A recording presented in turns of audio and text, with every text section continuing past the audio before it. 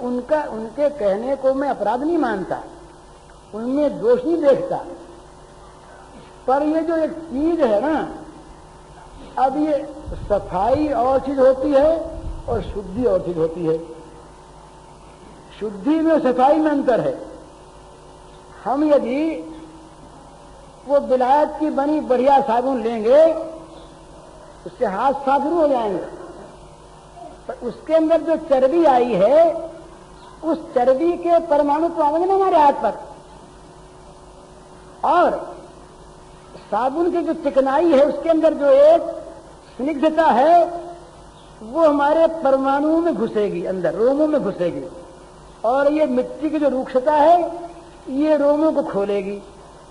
स्वास्थ्य के लिए भी आज नेचुरोपैथी वाले, प्राकृतिक चिकित्सा वाले अब मिट्टी का गुण गाते हैं, और हमारे यहां मिट्टी का गुण गाया गया सदा से, आयुर्वेद में है। अब कहीं भाई मिट्टी बड़ी बढ़िया, साबुन मत लगाओ, मिट्टी से हाथ धो, क्यों भाई अब मिट्टी से धो, पहले साबुन क्या हाथ, पर वो एक बहे ना प्रवाह में, प्रवाह में बहे, गैस सदाचार गया सब प्रकार से। भाई विलायत से जो दवा आती है, दवा की उस पैकेज पर एक लगा रहता है लेबल, उसमें लिखा रहता है अंग्रेजी में अनटच्ड बाय हैंड, हाथ से छुआ हुआ नहीं। लेकिन ये छूत कहां से आ गई, ये दवा में छूत कहां से आई? तो वो कहते हैं कि भाई हाथों में जो परमाणु रहते हैं किसी किसी प्रकार के गंदे, वो परमाणु अगर दवा में आ गए तो दवा को दूषित कर देंगे। ये विलायत में दूध बिकता है ना, बड़ा अच्छा है, हम उनकी बड़ी तारीफ करते हैं। वो दूध हाथ से नहीं छूते, वो मशीन से दूध दुहा जाता है, और मशीन से दूध शीशे में भरता है, और मशीन से उन पर कॉर्क लगते हैं, और वो बिना छुआ हुआ दूध बोतलों में भरा गया, और वो बोतल दे जाते हैं, और उस बोतल वापस हो जाती है, फिर वो स्टेरलाइज होती है, उसे आग में उबालते हैं जिससे उसके अंदर कोई जर्म न रह जाए। जर्म रह जाएगा कोई कीटाणु तो दूध को दूषित कर देगा। इतनी छूट मानते हैं, और कहते हैं हरेक के हाथ का खाओ, हरेक का जूठन खाओ, हैं कहीं भी खा लो, गोमांस पकता हो उसी कढ़ाई में, उसी में तुम अपना हलवा पका लो, इसमें कोई आपत्ति नहीं। अब इस बुद्धि का क्या कहें? और ये खान पान इतना बिगड़ा है आजकल, तो इस तरफ तो किसी का ध्यान है नहीं। इसमें जरूरी बात है कि खान पान में घृणा नहीं होनी चाहिए कोई के साथ, खान पान में अभिमान नहीं होना चाहिए, और खान पान में गुस्सा नहीं होना चाहिए, पर खान पान में शुद्धि होनी चाहिए, खान पान में मर्यादा होनी चाहिए, खान पान में ये कम से कम इतना तो देखना चाहिए ये वस्तु स्वास्थ्यकर है कि नहीं, इतना तो देखे। केवल सफेद कपड़े वाले खान सामने ले आने तब तो शुद्ध। और हमारा ब्राह्मण है, कभी यदि अंगोछा पहनकर परसने को आ जाए उन बाबुओं को तो पार्टी बिगड़ गई। बिना वो लंबा चोगा सफेद पहने और पट्टा लगाए, और यहाँ पट्टा लगाए खानसामा नहीं आता, चाहे वो धुला नहीं हो, तब तो ठीक। और नहा धो करके कहीं रसोईया आ गया तो वो आउट ऑफ एटिकेट, ये तो बिल्कुल बुरी बात है, वो सभ्यता है। आज का जब जीवन निकला है, और उस जीवन का नाम है उच्च जीवन, ये अंग्रेजी में उसे कहते हैं हाई स्टैंडर्ड ऑफ लाइफ, जीवन का उच्च स्तर। और वो कहते हैं कि जीवन को ऊंचे स्तर पर ले जाओ। अब उसकी व्याख्या सुनाऊं मैं आपको ऊंचे स्तर की। अगर आप गंगा में गोता लगा के नहाते हैं, अगर आप बाल्टी भर के अलग नहाते हैं तो आपका स्तर नीचा, और अगर आप कारखाने में भरे हुए टब में बिना हाथ धोए बैठ के नहाते हैं तो स्तर ऊंचा। अगर आपके घर में एक जूते की जोड़ी बाहर पड़ी रहती है और बाहर जाने के समय आप पहनते हैं तो स्तर नीचा, और घर में फिरने का जूता अलग, टेनिस का अलग, फुटबॉल का अलग, ऑफिस का अलग, सैर का अलग, यूं जूतों की दुकान लगी रहती है, तब आपका स्तर ऊंचा। आप यदि पत्तल में परोस कर सिकोरा लेकर खाते हैं तो स्तर बहुत नीचा, और आप अगर जूठी रकाबियों में खाते हैं तो स्तर बड़ा ऊंचा। ये बिल्कुल मैं ठीक ठीक सच कह रहा हूं, जो है कोई देख ले। अगर आप जूता उतार कर हाथ मुंह धोकर कुल्ले करके चौकी पर या आसन पर बैठकर खाते हैं तो स्तर नीचा,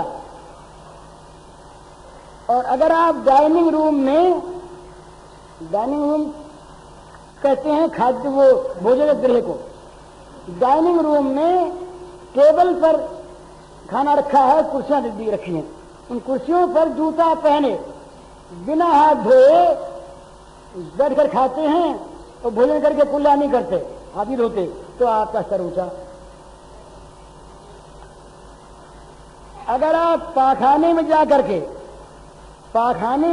के नहा लेते हैं तो स्तर नीचा, और अगर आप बेखत के पाखानों में जाते हैं, कभी नहाते नहीं, तो स्तर ऊंचा।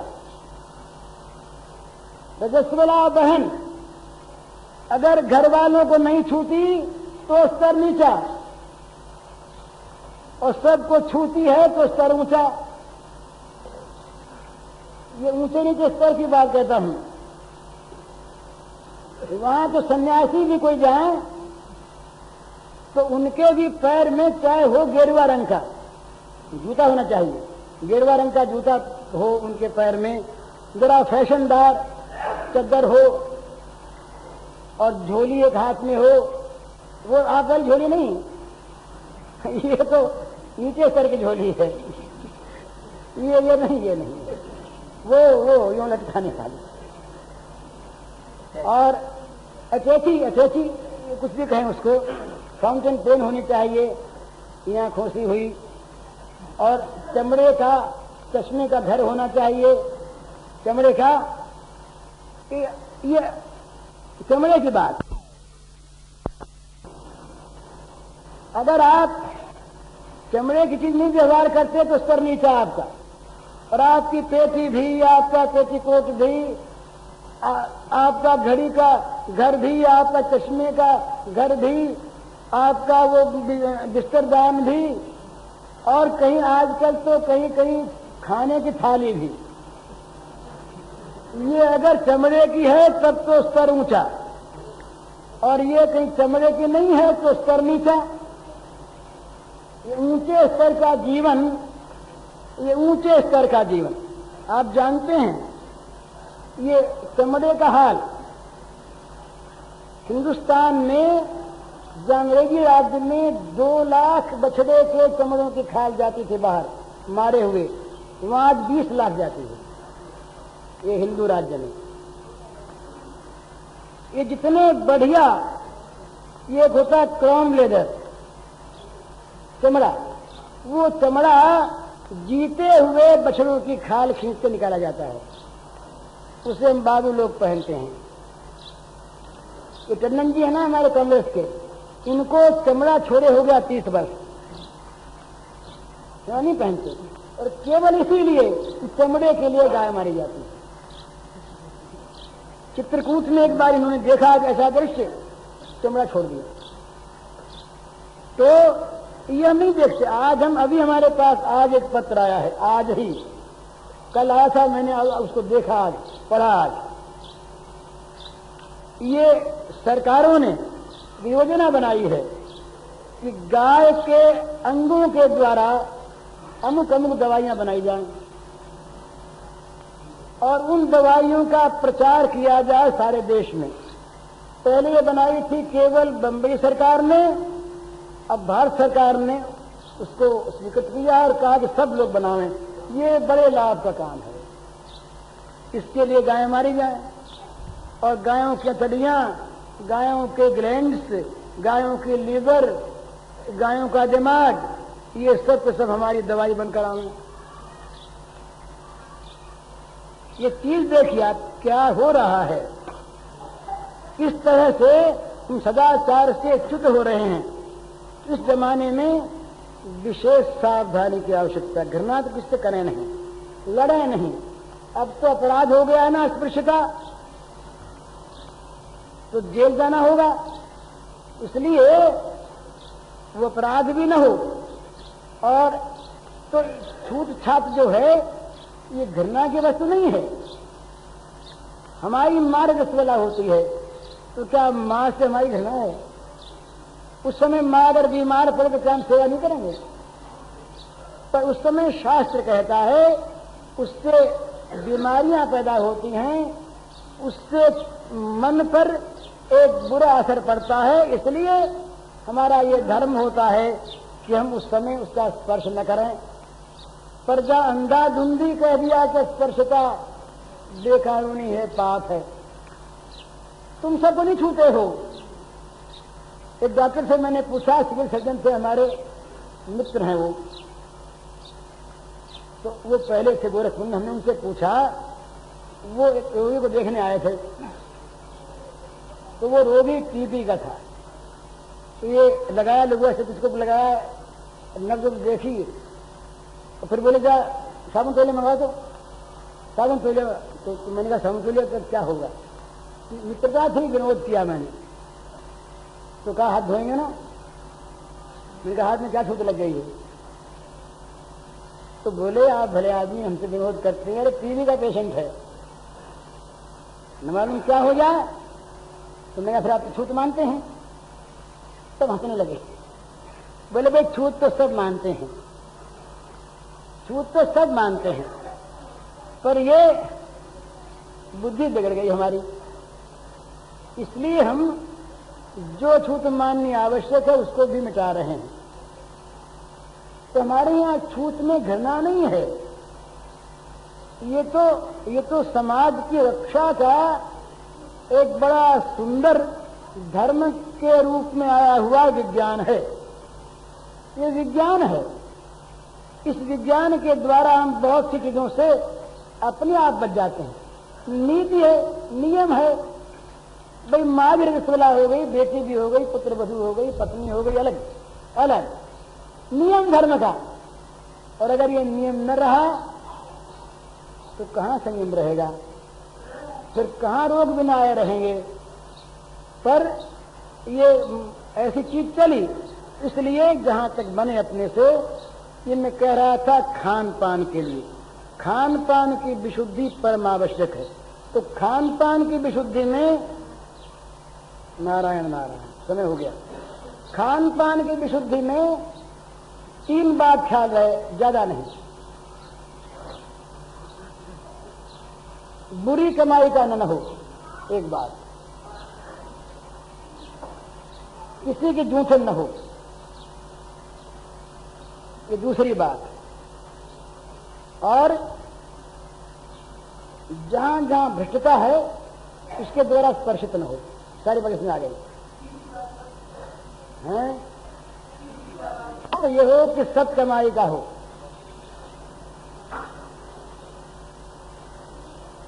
दूसरी बात जूठन न हो। और तीसरी बात, जहां जहां भ्रष्टता है उसके द्वारा स्पर्शित न हो। भ्रष्ट मनुष्य, भ्रष्ट स्थान, भ्रष्ट पदार्थ, भ्रष्ट चूल्हा, भ्रष्ट बर्तन, इसकी व्याख्या कर लें। जितना जिससे बने। और भाई सबसे आखिरी बात तो यह है, सबसे आखिरी बात वो, श्री राम मैं सब जग जानी, करूं प्रणाम जोरी जुग पानी। आपके लिए और मेरे लिए भी, आप सबको भगवान के नाते प्रणाम। और आप सब इसी प्रकार सबको प्रणाम किया करें। और अब तक का मेरा जो दोष हो सबको आप क्षमा करें। हरिओम तक। गोमांस भोजी से अगर आप बचते हैं तो ये दोष बुद्धि कहाँ? ये मानिए आप कि अपने रोग से बचने के लिए ये उपाय, अपनी कमजोरी है वो भ्रष्ट नहीं है, अपनी कमजोरी है। हरिओम तत्सत।